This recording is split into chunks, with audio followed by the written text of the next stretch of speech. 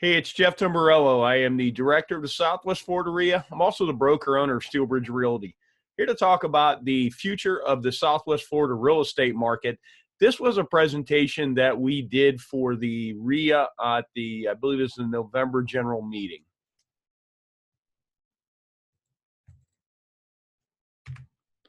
Disclosure, in 2009, I presented a white paper to the Southwest Florida REIA. I've been revisiting that white paper recently because I feel we're in a part of the market where we're starting to transition into a slightly different market. This presentation is my research done for me and shared with you. So you should do your own research or at least verify what I did. If you find a mistake, I really want to know. This was meant to be a 10,000 square foot view of the market. The data is from everywhere, but primarily the Census Bureau, the Federal Reserve, and an MLS export. Three ways you react to change. You can either watch it happen, you can complain about it, or you can capitalize on it. Everyone in each generation share a common life cycle. They're going to eat meals, they're going to make babies, and for the most part, they're going to live in real estate. Each generation also has its own traits and modalities, but in the end, we all do the same things. So where are we now? We are currently a balanced and growing market. The last 3 years, our market has taken on the metrics really of a Midwest market. That's what it reminds me the most of. Steady growth, slight price increases. The price increases are primarily just keeping up with inflation, and that's really where we are. Everybody wants to compare this market to the 5 and 6 market, but we just don't share the same metric traits as that market. Traditionally, we have been a retiree-based market. You can time the birth rate of people turning 62 to get an idea of what season's going to look like, just FYI. We've talked about this many times at the REIA. So how do we get here? 2001 to 2003, we had a growth cycle, which is where we are now. 2004 to 2005, this transformed into a speculative mania. That's an economic bubble or an asset bubble, and it's basically intrinsic value goes out the window, and it's all based on sentiment. And the best way I know to put it is people would stand in line in 2005 to buy a $330,000 North Cape home that rented for $1,600 a month. The same people would refuse to buy that house 4 years later for $60,000 when it rented for $750 a month. So something to keep in mind, that last cycle was actually 2 cycles. Cape Coral building permits, 2001, 2003. Now pay attention to the how it turns up. And then you have this. This was a mania. This was purely driven by easy money and leverage. You have 2009 to 2008. Now I want you to understand that this goes from 250 to 2000. So by ratios, it's not nearly as big as it looks, the jump up, but you have a tipping point to where it starts to really grow. That's the 03 begin part of the cycle. Our market bottomed in August of 2008. Prices have risen since then. Of recent, the average price is flat, but the median is still rising. A potential negative disruptive factors. There could be a change in a demographic demand. We're going to talk about this later, but 55 and up is going to have some challenges in a few years. There'll still be plenty of them, but we won't have the new batch coming in the same numbers. Easy leverage will cause a speculative mania to form, and then random external events, black swans, BP oil spills, stuff like that. Talking about the something I wanted to throw in there, the August 2018 foreclosure report that we put out. We put this out every month. We had a slight jump up, which was the holdback from Irma getting refiled. But when it happened, I really wanted to understand what was happening to make sure there wasn't something else afoot. And this is since we had the resumption of filing since Irma. This is primarily what we've got. We've got 2016, which is kind of the most of the recent ones, and that is low money down, generally new construction and community deals. And then you've got 2005 and a little bit of 2006 that's primarily probates and loan mods gone bad. But just something to keep in mind, you've got still a little bit of hangover from the last cycle, not enough to really matter. And then you've got, of recent, some 2016 and forward originations that are starting to go bad. We just talked about this. Lending was loosened a little bit. The amount of the defaults is at a pace that the market will happily absorb.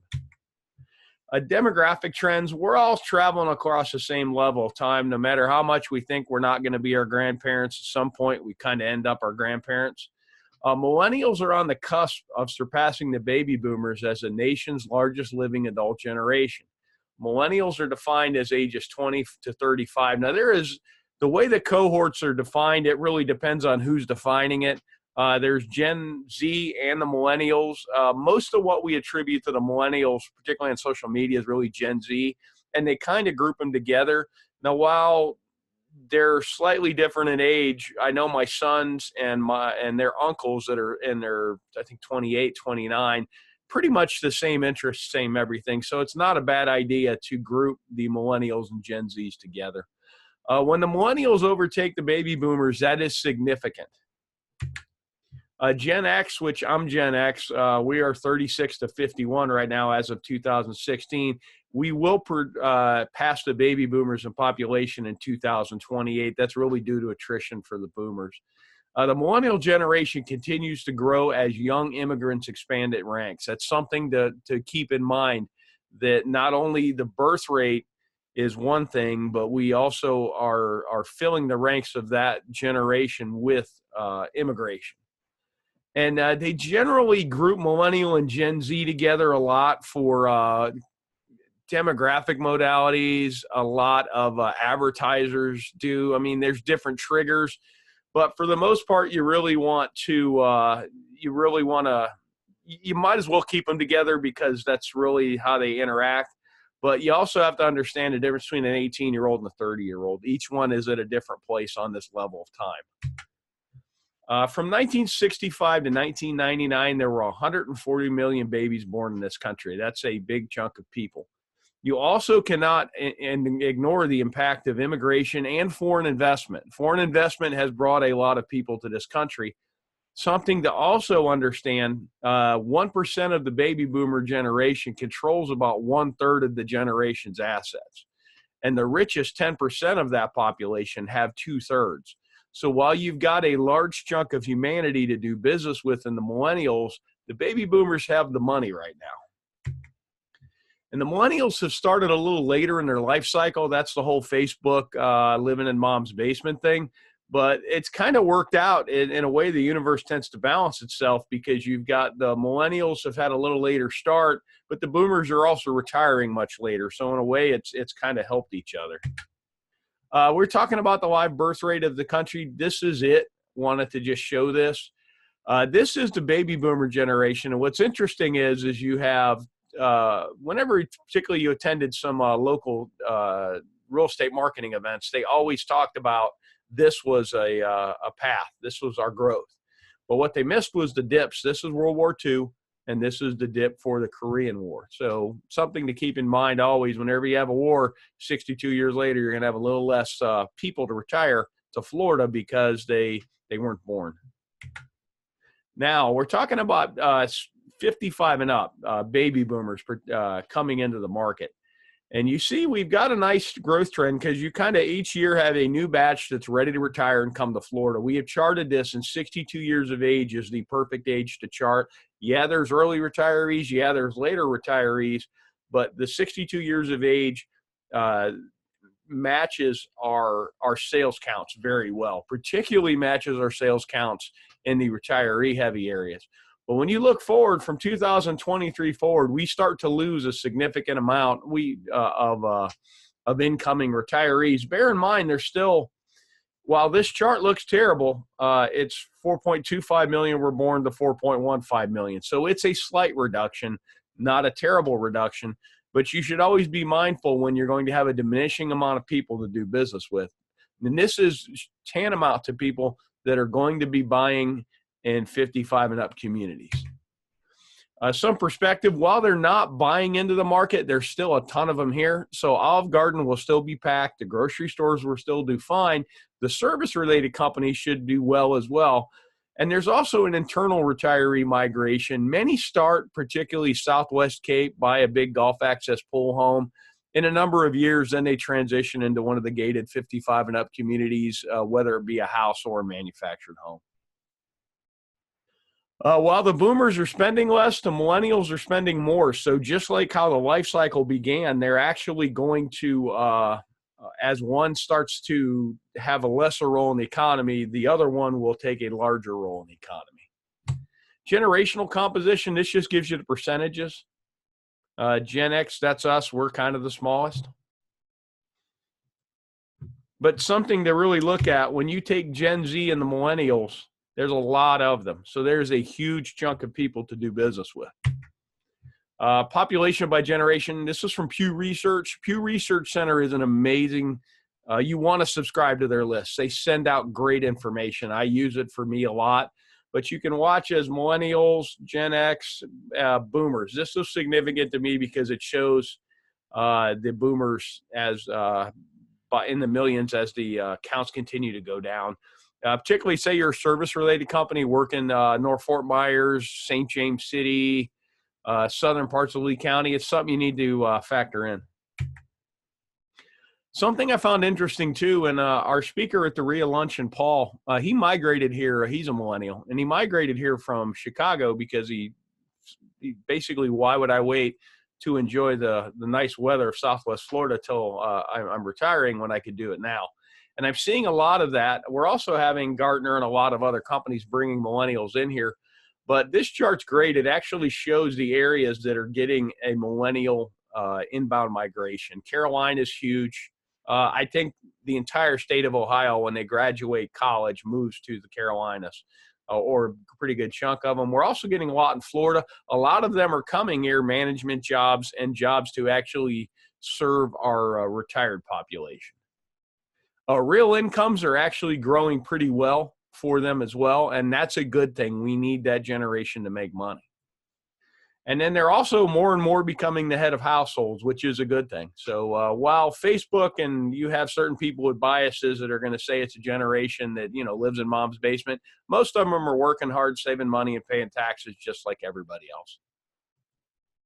Now, a rising tide lifts all boats. Let's talk about the macro picture of the whole economy, because that is very important. The money supply governs everything. And you got to understand there's the M0 and the M1. The M0 is real money. M1 is money on demand. Long-term view of the money supply, you can tell when the world blew up, everybody panicked, and we did this.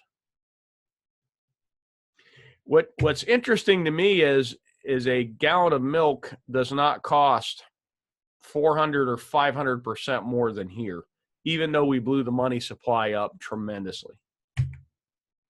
10-year view from 2009 forward showing the growth. We essentially started at 1.6 million and ended up at 3.7 trillion.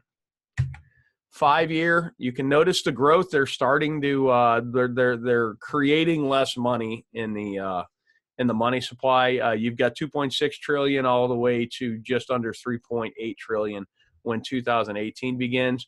And then the 1-year view is interesting because it's 3.5 to 3.7. So at this point, the economy is running without as much printed money, even though the printed money is there. I also think the printed money is just kind of absorbed in now as well. Let's talk about commercial and industrial loans from all commercial banks. You've got the last cycle, okay? Downturn blew right past it. So something to keep in mind, debt levels create corrections. So I'm always watching debt levels. What caused the housing market to correct here was unsustainable leverage. Now, I'm not saying this is unsustainable, but you have to take note that it has grown through the last cycle. Now, let's talk about consumer credit, securitized and outstanding. Look at this. So a lot of personal debt. And now, how are they handling that? From a charge-off perspective, they're doing pretty good. It jumped up slightly in 17, 18, but when you look at it, it's doing pretty good. And when you analyze this, we're really resembling this cycle more than any other cycle in history. Student loans, this is well publicized. A lot of these younger guys and gals are gonna work hard to pay for their education. And then mortgage debt on 1 to 4 family residences. It's the only asset class I can find that did not blow past the last cycle, which is significant. This is the effect of Dodd-Frank. The Federal Reserve also is not focused on residential real estate right now. They don't discuss it much. I find that very significant. The only time I'm seeing negative is either people wishing that we could have a downturn so they could get a deal. I'm one of them. And we're also, anytime you see a media source that primarily works stocks, they always slam real estate because they're trying to push money back into what they do. Let's talk about some changes coming in the real estate industry. There are no information gatekeepers anymore. I do a lot of commercial. 25 years ago, you had to go in a commercial broker's office and find out what was on the market or ride around and look for signs. Now you can put an app on your phone and see everything you want to see. The transition from a low to moderate interest rate market is going to have some challenges. Technology disruption is huge. There are some platforms out there that have everybody scared to death. I'm not entirely sure they're the boogeyman as bad as everybody thinks. I just think it's a new tool. And then AI in real estate is going to be huge. At some point, we're going to be able to tell the difference between intent and interest. Anybody that's in real estate, particularly that's sold a property, you'll realize there's a lot of interest in real estate. There's not as much intent of people actually looking to buy. The Zillow app has a ton of downloads. I honestly think 4 or 5% of those people are really looking to buy a house. Now, commercial real estate, retail has to change. You can call it the Amazon effect. You can call it whatever you want. And then the sharing economy is really taking hold. And I think this is going to get into office space as well. Let's talk about retail risks. Now, if you're in commercial real estate, there is a group called CIP, Commercial Investment Professionals. I'm a member. I generally see 4 or 5 RIA members there when I go. It is a great group. They meet for breakfast. It's every other Friday. Have speakers. If you got properties, you can pitch them if you're a member. Google CIP Southwest Florida. You'll find it. Great group.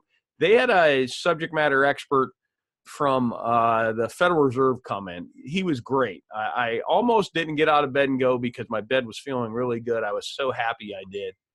Now, there's 334 malls that qualify as C and D that are a high rate of closing. So you're looking at a large amount of retail space potentially coming on the market. And that will definitely, the next downturn, we'll find out where that is. Also, as interest rates go up, there's a lot of, I'm just going to say crazy cap numbers. I'm seeing multifamilies trading at a 5 cap all day. I'm seeing a friend of mine sold a Chick-fil-A in Atlanta on a 4 cap. I mean, it's Atlanta, but a 4 cap, you can't think it's going to get much better. 150 BIP increase in interest rates would take some of these to a loan to value of over 85, 95%.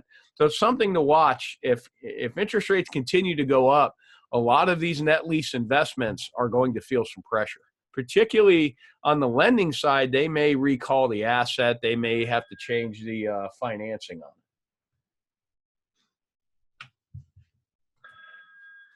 Let's talk about office densification.